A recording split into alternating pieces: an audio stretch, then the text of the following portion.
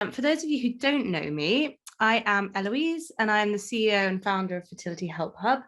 I have 3 sperm donor conceived children, thanks to California Cryobank. We chose our sperm donor through them in 2016, and we were blessed, or we have been blessed, with a daughter who's 4 and boy-girl twins who are 18 months younger. I'm Dr. Jaime Shamonki, and I'm the Chief Medical Officer of Generate Life Sciences, which includes California Cryobank, and we are one of the oldest and one of the largest sperm banks in the world. So I'm actually an anatomic and clinical pathologist by background. I trained at Weill Cornell. My expertise is in women's health and blood banking, believe it or not. But I found myself here with California Cryobank about 8 years ago, and I have to say, this is a dream job. I love helping people build families. And as you can imagine, I've developed quite an expertise in donor sperm. So happy to give some pointers today. Fantastic, thank you. So I guess I'll take it away. Please. Okay, so for those of you who are contemplating starting a family with donor sperm, I have met a lot of people in this circumstance, and I'm sure you have realized by now that getting started can be a pretty intimidating process. So I always tell people getting pregnant is stressful enough for most of us, and when you add to it the number of factors that you have to consider in selecting a sperm donor, it might feel a little bit like you should just spin the wheel and hope you land on a good one. I don't think you actually have to do that. We have a lot of experts here happy to help. But I thought today I could give you a little bit of a user guide for navigating the donor selection process. And of course, in that conversation, I will be covering some of the ways we screen our sperm donors. The idea is I'd like to sort of give you a peek behind the curtain and understand how do sperm banks work, who are these donors, and hopefully give you some confidence in moving forward. So one question I get a lot is, should I ask a friend to be my sperm donor? And what this is actually referencing is a known donor, or in FDA parlance, a directed donor. And this is ultimately, of course, a very personal decision, but some of the practical reasons why people might consider doing this is particularly partnered individuals might be interested in using a relative, a biological relative of their partner, which can be a really nice way to combine their genetic background with your genetic background. The other reason is because you have, of course, no question of anonymity here. You know who this person is. Your child will likely know who this person is, and that can be reassuring to certain people. Also, typically, there's no issues around how many other people will have children from this particular donor, since it really is resulting from a private relationship between you and this person. And that may or may not be something that you consider. So at the end of the day, of course, it's a very personal decision. I do like to point out that these relationships can be very complex and challenging to manage. I often give people the Thanksgiving test. So picture the big American Thanksgiving table, and you say, there's going to be a whole complement of friends and family, most likely at that table through the years. And as you go around that table, picture, do you want your sperm donor sitting there? And it's usually pretty helpful to sort of think through what that relationship really is like for you. But either way, if you're thinking about a directed donation, or you're thinking about going through a sperm bank to use an unknown sperm donor, either way, you should use a donor sperm bank. And that's because the level of infectious disease screening, psychological screening, genetic screening, and the legal protections for you and your family are something that really can only be achieved through a commercial sperm bank. And we are happy to facilitate either type of sperm donation. So let's talk a little bit about this concept of unknown donors, because I think that this does give people a fair amount of anxiety. And I think that's fair. People are a little nervous about the word anonymous. I will sort of dispel any myth at this point and say there's no such thing as anonymity anymore. Pretty much in this world, we're all on social media. We all are chased by our iPhones everywhere we go. So that is a reality. And so I want to sort of mention that fact off the top, and also to tell you that our current orientation is that really any of these unknown donors can be knowable. And it may not be at the level of a directed donation, but these are knowable people. And I think that's important to talk about. But as you peruse a sperm donor catalog, you will find these different designations: anonymous, open, ID disclosure. So I just wanted to sort of address that nomenclature, which can be confusing. So anonymous is obviously, it's an old-fashioned concept. It's actually a holdover from the FDA. So still in the FDA regulations, these are called anonymous donors. FDA habits die hard. But from a California Cryobank perspective, this is a donor that entered the program many years ago when this really was considered more socially acceptable. And that is the nature of his intention at the time. Open is a donor. It was a little bit of a half step towards that knowable direction where this donor had agreed to at least one facilitated conversation with the adult offspring. So at the time that your child turns 18, the cryobank would facilitate at least one conversation. And then ID disclosure is our current exclusive orientation towards new donors, where you would have access to that donor's identifying information, and this would be at the time that your child turned 18. One thing I want to mention is that even though there are still donors that are out there that are anonymous, we've been around for over 40 years, and we have facilitated thousands of contacts between older donors and their now adult offspring. And it starts with a conversation that's facilitated by the cryobank. It's respectful of privacy. And in almost every circumstance, the donor is open to some degree of conversation or acknowledgement or sharing of information, because at the end of the day, these are humans. And I think we're all sort of curious about these sort of biological people that we're related to. They're also very decent people. Anyway, so that's our experience, and I'm happy to talk a little bit more about that with you in the Q&A if you'd like. But I want to address this concept of anonymity, which I said really doesn't exist anymore. And this is something that sort of has, I think, plagued the sperm donor industry for a while. So society went along for quite a long time with this idea that sperm donors could be anonymous. There was actually a time when society really strongly supported the idea that you should suppress the fact that a child was donor conceived. And this paradigm fostered a belief and comfort that donors would remain anonymous, which of course we realize no longer is the case. Fortunately, society has progressed. More LGBTQ couples and single mothers started using donor sperm to build families, and I think that really helped to bring this into the light.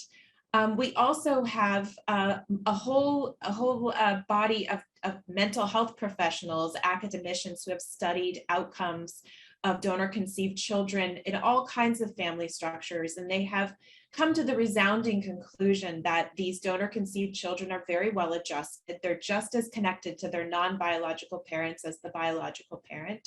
The academic literature is very much in favor of early disclosure. And there's a real community to support donor conceived children. So I think we can always do better. But definitely with the advent of the internet, subsequently direct-to-consumer DNA testing, it's become quite clear to everybody that there's no such thing as anonymity anymore. But of course, there is an expectation of privacy. I think we all are entitled to some degree of privacy. And so I think it's important that donors today and the families who result from this donation all buy into the same concept of mutual respect and privacy for one another. And I will say that I think it's incumbent upon the sperm bank to ensure that donors are educated, that they're properly incentivized and motivated, they're doing this for the right reason, and truly committed to this gift for life. We are helping to create humans. This isn't a widget factory. And you know, there's going to be times that family history develops within a donor's family. And that information could be highly relevant to some of the children who've resulted from his donation. There are times that genetic issues come up in donor conceived children, and that can have implications to the whole, what I call, ecosystem. And so ensuring that you have a relationship with a sperm bank that really has a handle on this really has the values aligned around respecting privacy, but also has a good communication with the donor families and with the donor, I think is incredibly important. So one of the ways I mentioned that all of our donors are ID disclosure only, and a lot of times people have a hard time believing we can still recruit donors.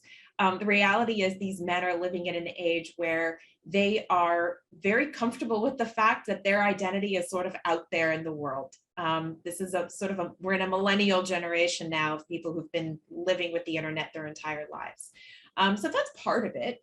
But also we actually use psychological screening as, of course, not just a way of looking for any meaningful heritable traits that might put the child at risk. We want to screen those donors out. But we also use this psychological screening step as really the educational opportunity to make sure that donors fully understand the implication of what they're signing up for. These are PhD level psychologists that meet with our donor candidates, and they are well trained in third-party reproduction. And the message that they sent these applicants home with is the idea that you are a donor for life. Not only will we be reaching out to you for the rest of your life, but also any of your current and future relationships will also know about this. So how do you feel about talking about being a sperm donor? This isn't something you can undo. And I think that it does a really great job of screening out people who aren't doing this for the right reason. And we're left with really well-educated and properly incentivized donors. Just to give you a little sense of what the process looks like, there is a clinical interview component, which is where we also deliver that educational message. But there's also psychometric testing that's done. And what's nice about that is these are tools that are standardized over thousands and thousands of people. And so they provide kind of a reference range for what is sort of standard human behavior. And of course, as individuals, we differ significantly and we all have kind of different personalities and moods. But what this helps to do is to identify somebody who's maybe a little bit depressed, but is, say, 2 standard deviations outside of what would be an acceptable degree of kind of sadness or anxiety, if you will. So we do catch people who might have some psychological background that doesn't make them a great genetic donor. Okay, so let's talk about getting started.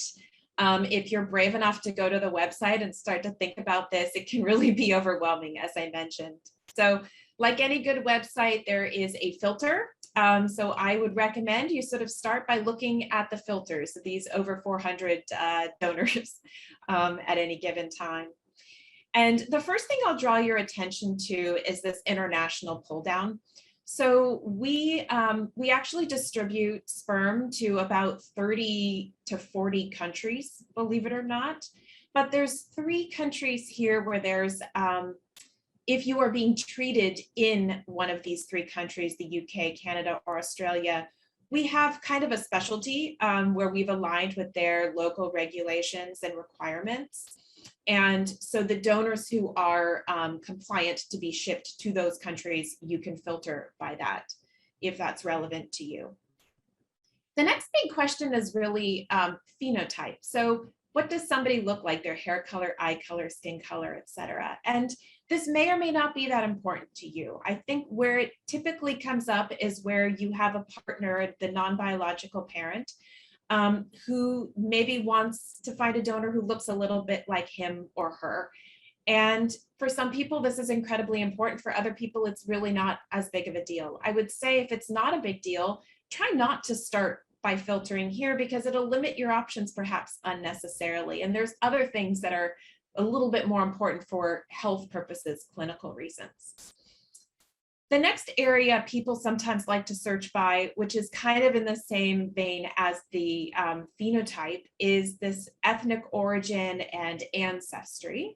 And again, sometimes this is very important to people for certain cultural reasons. Other times it's because you want your child to look like you and your partner.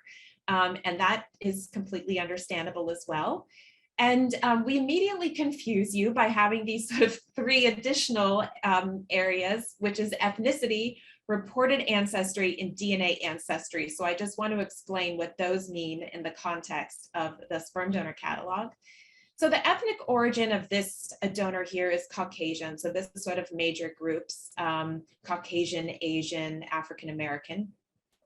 And then ancestry is really the reported, it's a self-reported cultural background. So this man, who is once a very cute little boy, was told by his parents that he is of Turkic background. So that was sort of his self-reported ancestry.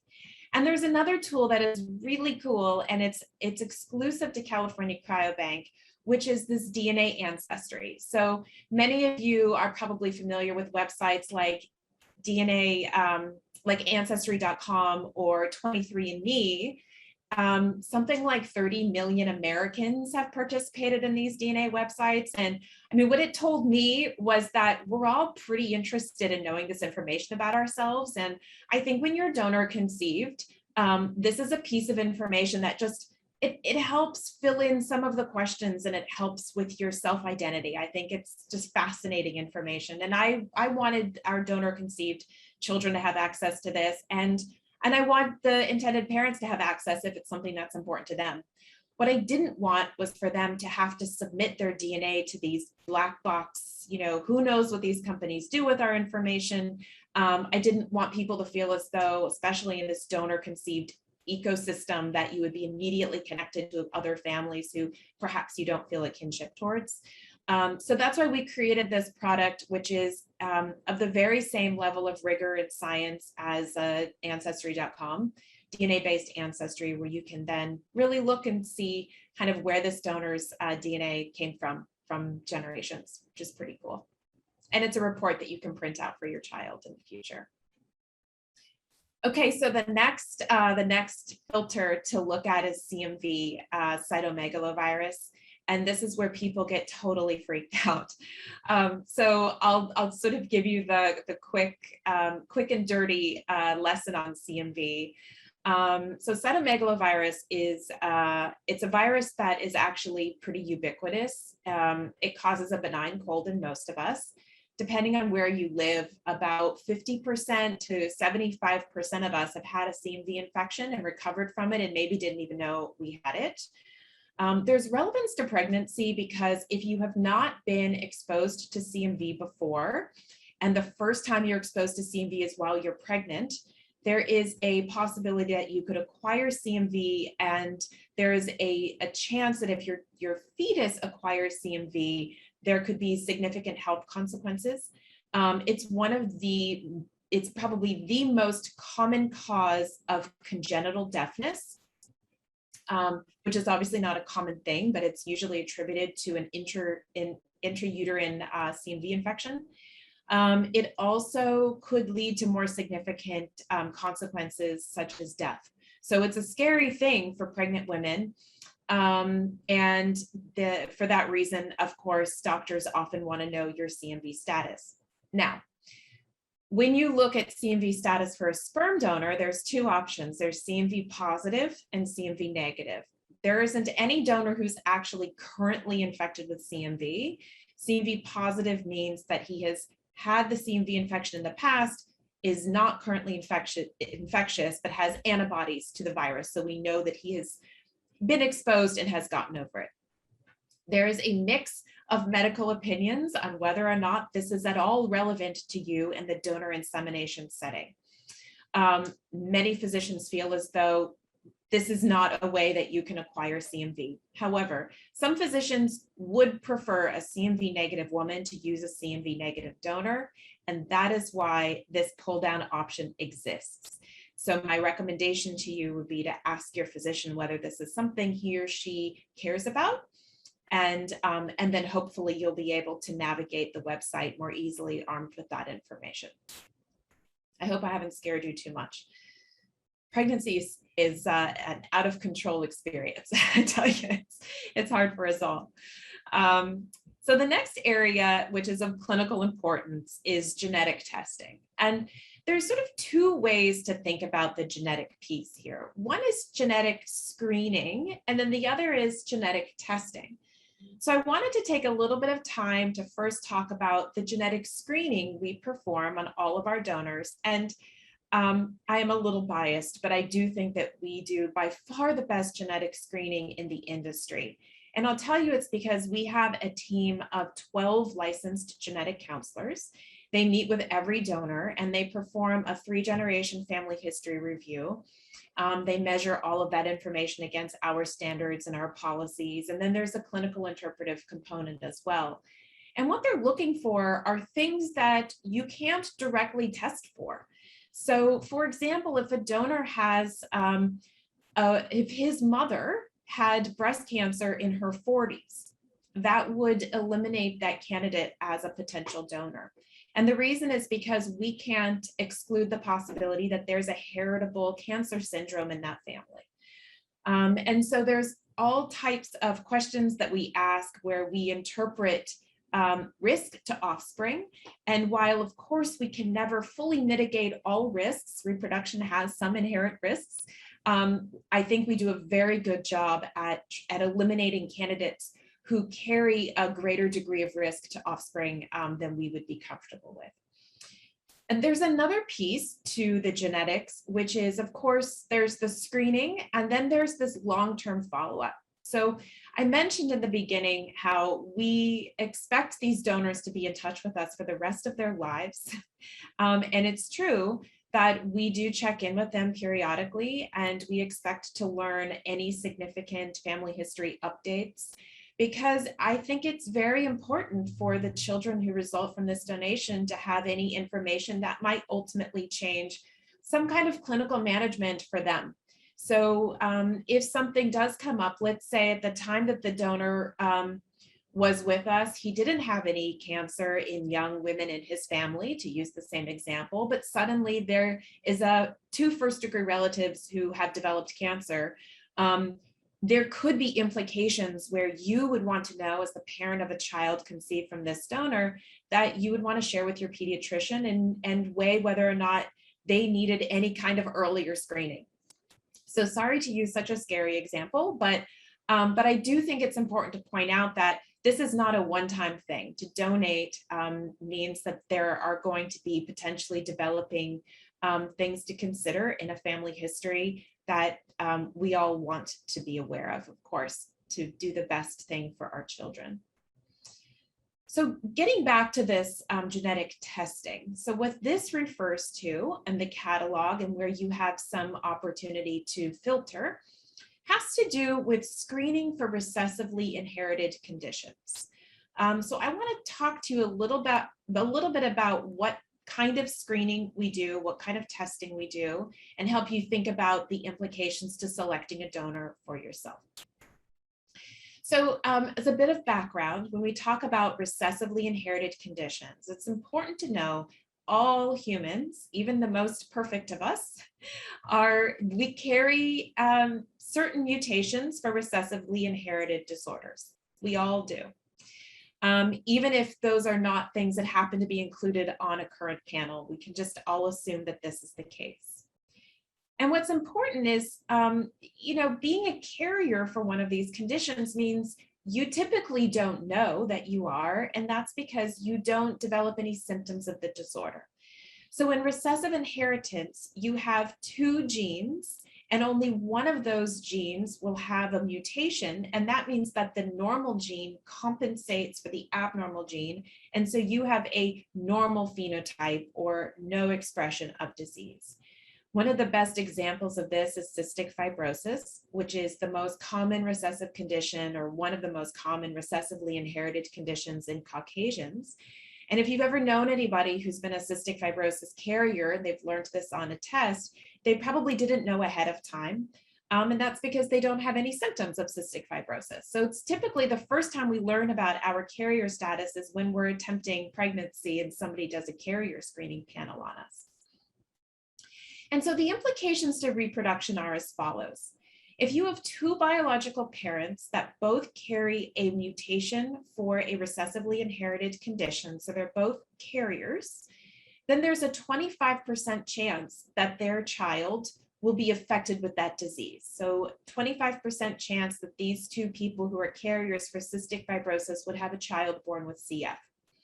And there's a 50% chance that their child would be born as a carrier. And there's a 25% chance that this child would be neither a carrier nor affected.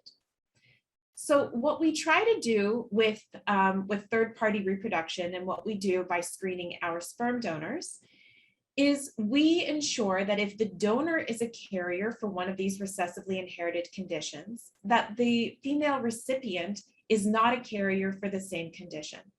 And that means there's still a 50% chance that the child could be a carrier, but that's not consequential to his or her health.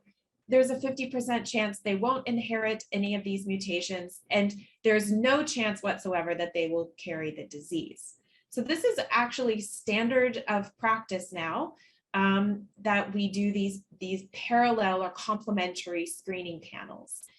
And on the California Cryobank website, these are called DNA Advantage sperm donors. All of our new donors have been screened with a panel that's about 285 recessive conditions since the beginning of 2017. So any new donor from that last 4 years has this full screening panel. Anybody from before that would have a more limited panel, which is still in excess of what's recommended by society guidelines, but it's not as many conditions. And so if you have had one of these expanded carrier screening panels, or even a more limited panel, whatever your doctor has recommended, you can go into the website and you can click and filter out the condition that you are a carrier for. And when you apply the filter, you will only be displayed donors who are not carriers for that condition, so that you can have confidence that that donor is has a different status, and therefore there's no increased risk to your child.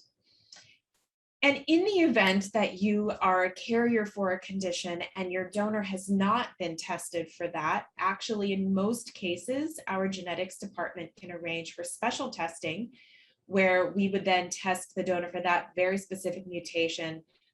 In the far majority of cases, he's negative, and then you have the same degree of confidence as if you used a DNA Advantage donor. One thing I'll note is that I find in certain international clients, so in Australia and in the UK, it's not as common for patients to have access to these expanded carrier screening panels.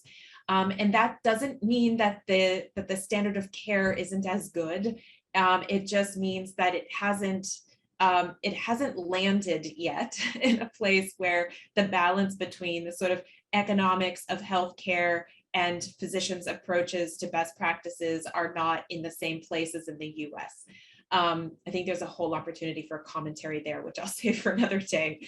But the bottom line is, I know patients get very frustrated when they look at our catalog and they say, all the donors I like have been screened for these conditions and are carriers for things. I haven't had a similar panel. What do I do?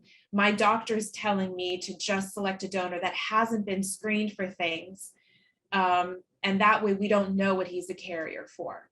I would say speak to your doctor. I would say speak to a genetic counselor. But here's my general advice, which is it is still safer to use a donor with a known carrier status, even if you don't know yours, than to use a donor that hasn't been screened at all. And the reason is because we actually can calculate a residual risk score based on the incidence of a disease in the population. So we can say, if you are a Caucasian and we want to know the likelihood that you carry this same mutation as this donor, there is a 1 in 2,000 chance that you do. And you can multiply that times the 100% chance that the donor contains that particular mutation, and we can tell you the likelihood your child will be affected by the disorder. It's very small usually. And a lot of times, just thinking of it through the math concept makes you feel better. I think it is far better than what I call the mutual ignorance model, where we don't know either person's carrier status. So I do appreciate how frustrating this is. And I'll say one more thing on this topic, which is that we have successfully been able to facilitate getting tests from certain US-based and even European-based expanded carrier screening companies So if you absolutely need to know your carrier status, you'll go mad. If you don't, it's perfectly fine. We can usually find a way to help you get screened. But don't worry too much about this. There is absolutely a math solution and a science solution to this problem. Okay, so let's talk a little bit about the vial type, because we use these impossible acronyms, and I think that they're really unnecessarily confusing. So I'm hoping to sort of address this IUI, ICI, IVF, kind of laugh that it's alphabet soup here. So let's sort of dive into the nomenclature. What do these letters mean? Okay, so ICI stands for intracervical insemination. IUI stands for intrauterine insemination. And IVF stands for in vitro fertilization. And here's the kicker, is that these vial names don't correlate necessarily to the procedures you can use them for. So I'm very sorry about that. This preceded me working at this company. It just is the way it is. But let me give you a little tutorial on these various procedures and which vial types you can use. And of course, if you're working with a physician, hopefully that will help clarify things as well. So the first procedure is an at-home insemination. There are a number of clients, particularly those who are young and presumed fertile and healthy, and say, why do I need a doctor to get pregnant? Let's try it home.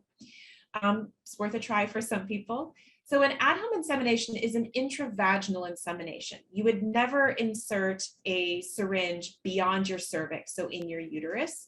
So even though this is called, sometimes confused as an intracervical insemination, it's really just a vaginal insemination. And of course, this simulates natural conception.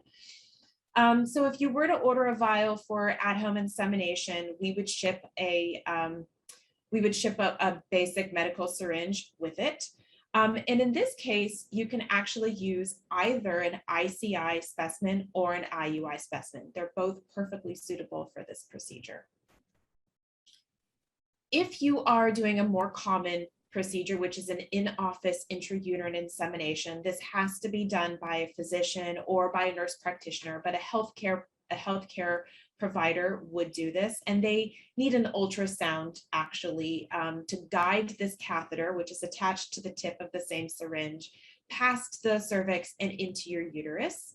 The advantages here is that you are placing the sperm that much closer to the fallopian tube, where you hope that egg is ovulating and will find its way down into the fallopian tube for conception to begin. So it's a more efficient procedure for conception. Sometimes you will actually have medication as well to stimulate your ovaries. And if you are presumed fertile, a lot of times doctors will say, try this maybe 3 times, and if it doesn't work, then we'll talk about moving on to other more assertive ways of conception. So in the case of an in-office intrauterine insemination, the best sample to use is an IUI sample. And the reason is because it has been washed away of all of the seminal plasma, so you're left with just sperm cells. And the reason that's important is all that seminal plasma, that's really, the body is used to clearing that out in the vagina. And so only the sperm cells can get through the cervix and into the uterus. So you don't want all of that other seminal plasma to go into the uterus, or you'll have really uncomfortable cramping. It's not bad, it's just unnecessarily uncomfortable. So for an IUI procedure, you use an IUI vial. And there's the other option, which is you could purchase an ICI vial if your physician's office is capable of washing it. And so this is just a simple question to ask. And sometimes if there's only ICI vials left, you can do that, and it's a great option. And then finally, there's the IVF procedure, which of course requires stimulating your ovaries, retrieving these eggs in an in vitro manner, or in a petri dish in the lab. You would introduce the sperm to those eggs, create embryos, and then several days later, reintroduce those into the uterus. And in the case of IVF, you can use any of these vials. And the reason is because they all need to be washed, and they all needed to be treated very carefully by an experienced IVF lab. And so the sky's the limit here.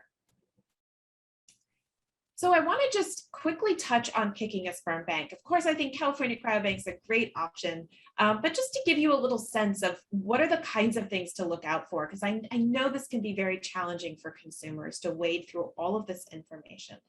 So first of all, there is the thoroughness of screening. And for us, fewer than 1% of donor applicants are accepted. And of course, this goes well beyond the regulatory requirements from the FDA or from our accrediting body, AATB. So adding things like the psychological screening and genetic screening are very important.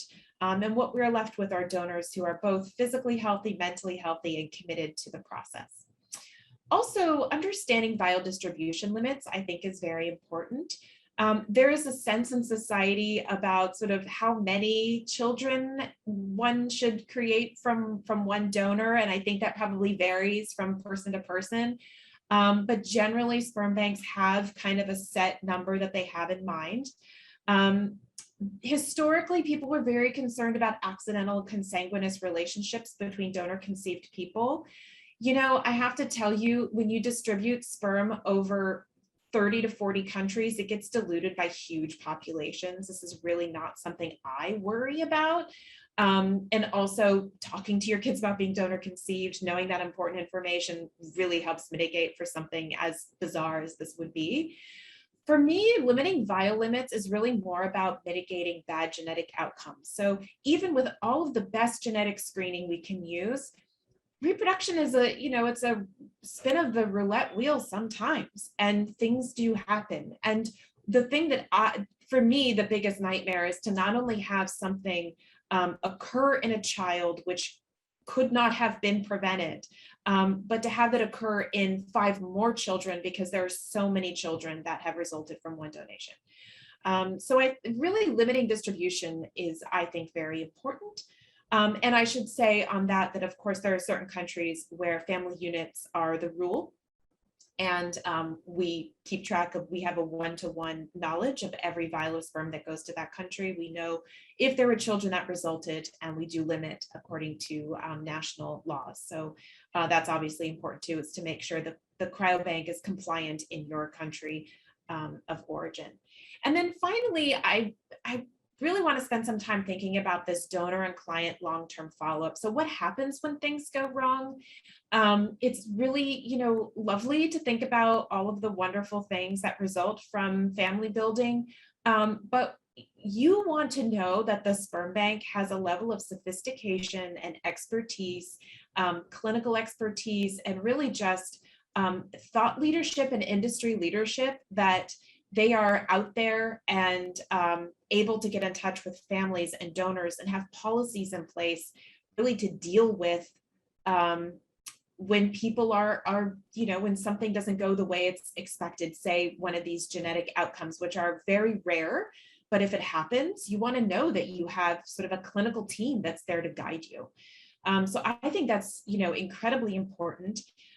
Also, I think having sort of policies on privacy issues and having experience of dealing with what happens when your 18-year-old child says, okay, I'm ready to know about my donor.